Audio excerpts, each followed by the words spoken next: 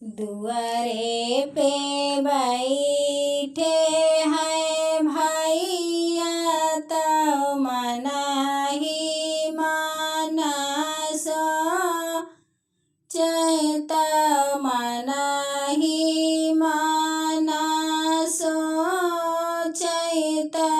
बहिनी के बुलावाई हो बहिनी चले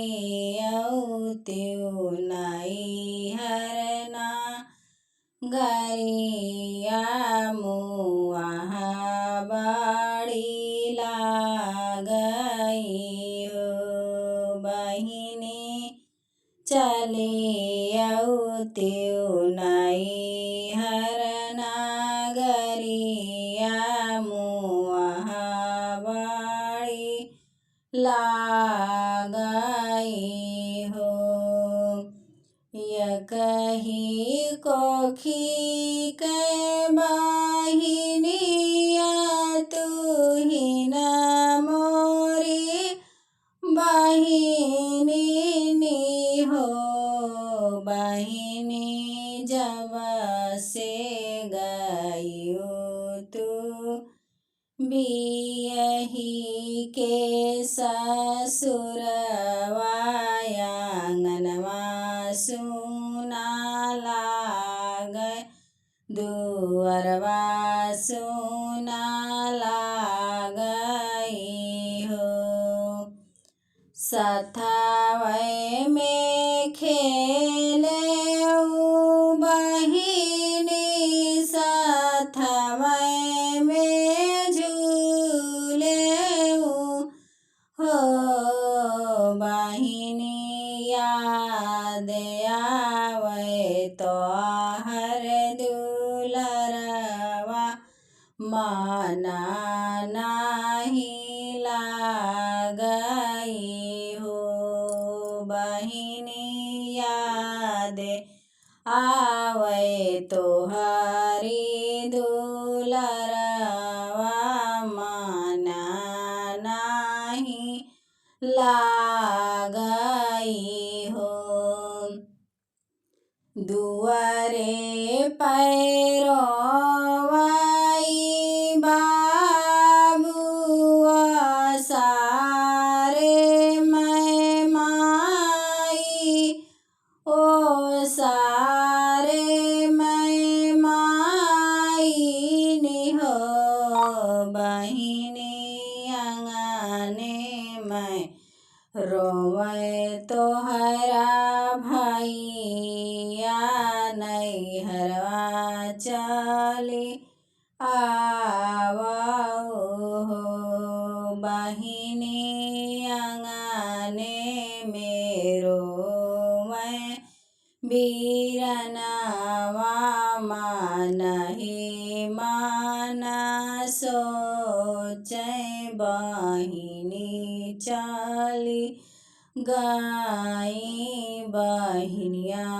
पाराई हो बहिनी चली आओ अपने दुअरिया तो अपने न घरवाई हो जब से तू गईली बहिनी भैया कहीं ना केहू बोलावे भैया कहीं ना केहू बोलावई हो बहिनी नाही लागए घर दुअरवा तोहरे बिना निकई हो बहिनी नीक नाही लागए आंगनवा और दुअरवा की मन नाही लागई हो। बहिनी चली औत्यो पाने नाई हरवा बीरन तोहरा बुलावाई हो। यतनी बाचनी सुनै बाहिनिया बीरन के समुझावै बीरन के समुझावई हो। भैया तोह के लिखा माई बाबू कै दुअरिया हमें लिखा ससुर घरा हो। भैया तो बाटे दुनिया करीवाज तो मना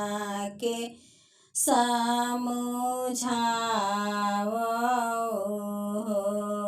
भैया तो बाटे